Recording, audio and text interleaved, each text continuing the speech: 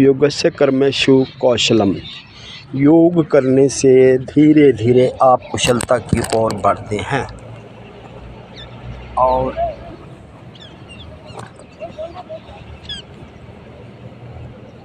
आज हम आपको योग के बारे में कि क्रियाओं के करने से प्राणायाम,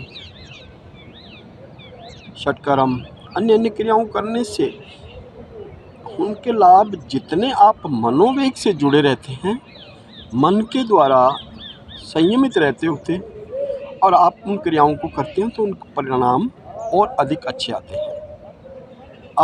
आज आपको जो आप भोजन करते हैं, भोजन आपकी दवाई है। भोजन आपको संतुलन, बैलेंस, आप जिस तरह का भोजन खाते हैं वो आपके आमाशय के अंदर, आमाशय से छोटी आंत, बड़ी आंत, जो भोजन आपको भली भांति पचता है किसी प्रकार का, और सुबह आप बड़े अच्छी तरह फ्रेश होते हैं, वो आपका भोजन उत्तम है। आप जो खाएं पहले विचार कर लें, करने के बाद में किसी प्रकार का फिर कोई विचार न करें। कोई भी विचार आपके दिमाग में नहीं आए कि मैंने आज ये खाया, फलाना खाया, वो गैस बना, ऐसा कुछ नहीं है। वो घटक हो गया, वो आपके बस की बात नहीं है। अब आपने केवल जब सोच आदि से निवृत्त होते हैं आप, तो सोच के लिए ये सोचें कि आपको मेरी बड़ी आंत पूर्णतः खाली हो जानी चाहिए। आधे घंटे के बाद आप सोच निवृत्ति से आपको भूख लगनी चाहिए। नहीं तो रेक्टम मसल में, मल द्वार में आपके मल छिड़ता रहता है, उसकी वजह से बड़ी आंत में वायु बनता है। वायु आपके यहाँ से जो रक्तवाहिनियाँ जाती हैं उन पर दबाव बढ़ता है, जी घबराना, मचलाना, हार्ट की ओर दबाव रहना, दिमाग, मस्तिष्क के बाईं ओर खिन्नता रहना, हाथों में सुन्न आ जाना, ये जो कारण हैं, ये आपके अच्छी तरह आपने सोच आदि से निवृत्त न होना। तो जो भोजन खाया, आप नियमित रूप से अध्ययन करेंगे अपने शरीर का कि जो मैं खाता हूँ, जिस दिन मैं अच्छी तरह स्वस्थ रहता हूँ और जो मैं सोच आदि से निवृत्त होता हूँ, वो आपकी औषधि है। फिर अन्य औषधियों की आपको आवश्यकता नहीं। वैसे आप अच्छे आयुर्वेदिक, एलोपैथी, किसी भी प्रकार की पैथियों में आप जाके अच्छे से अच्छी जो औषधियाँ हैं वो भी लें। अगर आप उचित समझते हैं तो ले लें। बाकी आप धीरे धीरे योग के द्वारा अपने शरीर को मजबूत, बलिष्ठ और कांतिमय बना सकते हैं, बशर्ते आप आहार, विहार, विचार और आपका वातावरण, इन पे आप ध्यान देते हैं और आप एकाग्रचित्त होके दिन भर अपनी दिनचर्या को एक स्टिक रखते हैं, तो आप काफ़ी हद तक अनेकों बीमारियों से बचे जा सकते हैं। आज मैं आपको जैसे ही सोच आदि से निवृत्त हुए, मल द्वार से जितना मल आपने निकाला, उसके बाद में शेष बचे मल को हम किसी भी प्रयास से बाहर नहीं निकाल सकते। वो मल बड़ी आंत में रहता है और वो धीरे धीरे वायु बढ़ाता है। उष्णता बढ़ेगी और उष्णता से वायु बढ़ेगी। जैसे वायु बढ़ेगी, आप में घबराहट, बेचैनी होगी, हार्ट की ओर, बाईं भाग में, मस्तिष्क में। अब इसको आप घबरा जाते हैं, जांचें करवाते हैं, हार्ट की जांचें कराते हैं, ब्लड की जांचें कराते हैं, मस्तिष्क की, इनको ज़रूर करवा लें। करवाने के बाद में आप संतुष्ट हो जाते हैं कि मुझे किसी प्रकार का कोई अवरोध नहीं है, किसी प्रकार की व्याधि नहीं है। अब आप निश्चिंत रहें। अगर आपको सामान्य रूप से इस तरह की प्रॉब्लम है तो मस्तिष्क के अंदर विचार बनता है, वो नीचे हृदय की मांसपेशियां जो आसपास में जो इस तरह का लेयर बनी हुई है, उन पे दबाव पड़ता है। दबाव पड़ने से आपका पेन महसूस होता है।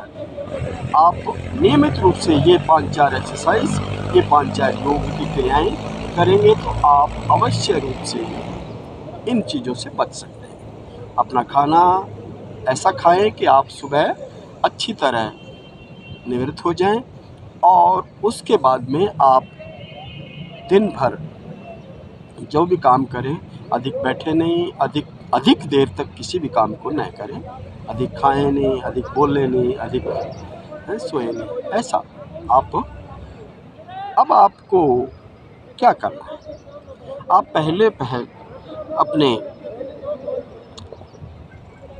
हाथों का ग्रिप लगा के सिर के जहाँ बाल समाप्त होते हैं वहाँ लगा लें और 5 बार श्वास की क्रिया को करेंगे।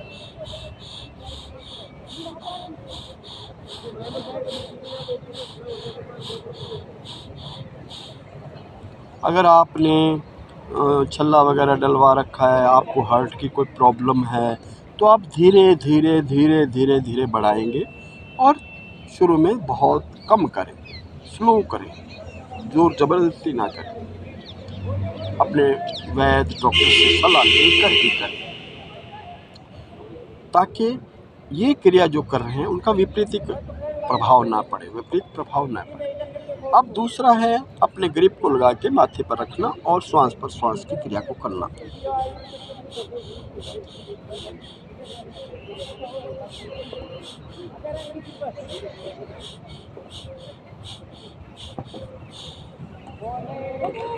अब राइट हैंड से तलपट्टी पर रखना और यही करना, दबाव एक दूसरे के विपरीत दिशा में डालना।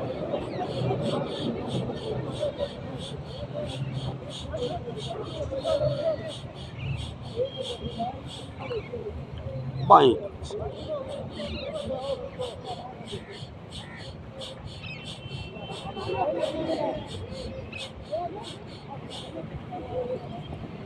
अब आपने है बाएं हाथ से दाएं हाथ से पकड़ लें, बाएं हाथ को अंगूठे अंदर डालते मुट्ठियां बंद कर लें और कोहनी से मोड़ते हुए अपने मस्तिष्क पीछे की दबाव डालें और श्वास सामान्य रखें।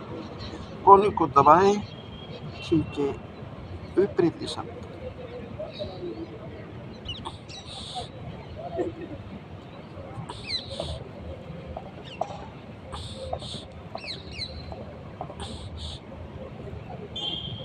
तीन से 5 बार इन क्रियाओं को करेंगे।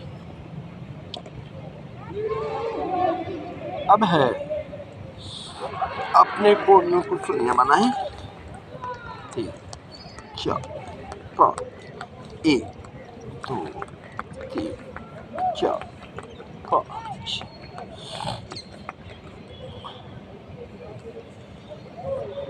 अब आप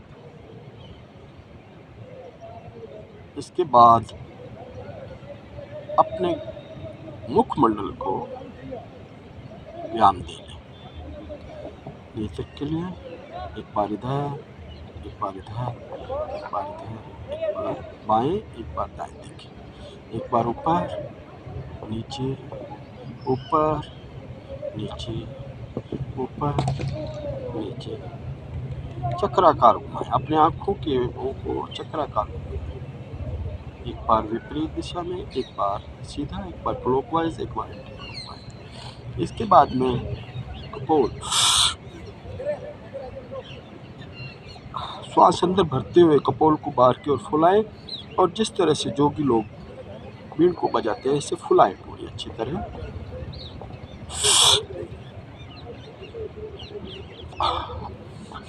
और एक बार अंदर की ओर लेके जाए 3 से 5 बार। एक बार पूर्ण शरीर, पूर्ण गर्दन से ऊपर वाले भाग को, एंटी भाग को अच्छी तरह मालिश कर।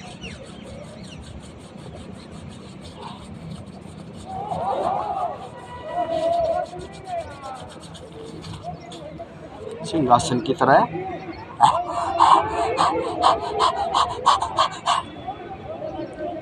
ग्रीवा अच्छी तरह गर्दन को चक्राकार घुमा लें और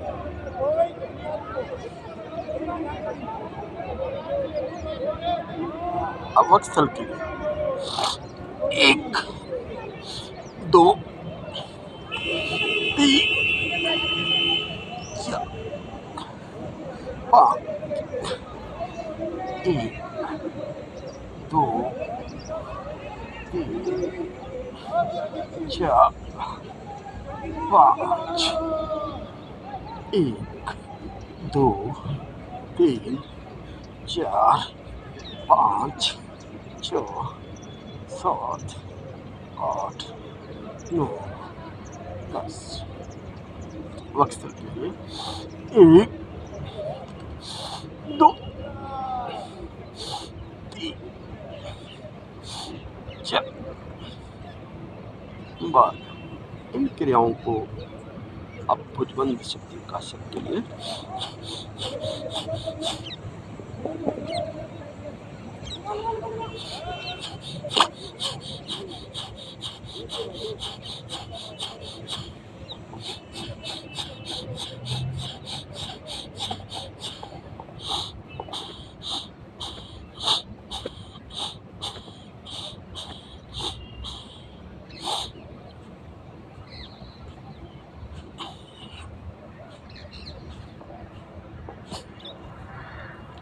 इन क्रियाओं को आप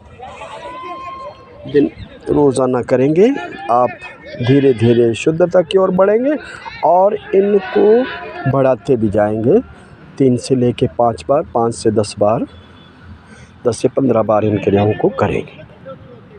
थोड़ा भोजन में ध्यान देंगे तो आपका धीरे धीरे ये जो वायु का ऊपर की ओर है दबाव डालती है बड़ी आंत में, इसमें आपको राहत मिलेगी। मैं नंदराम पीटीआई योग श्री आनंदानंद जी मेरे गुरुदेव के सानिध्य से मैंने सीखा और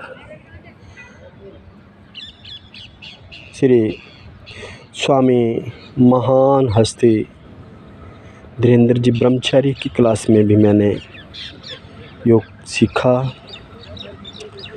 लगभग 30-40 साल से योग की कक्षाएं, योग अनेकों शारीरिक शिक्षकों, पीटीआईज़ को, बच्चों को, अन्य शिविरों के द्वारा लोगों को योग का जैसा मुझसे बन पड़ा प्रयास किया है।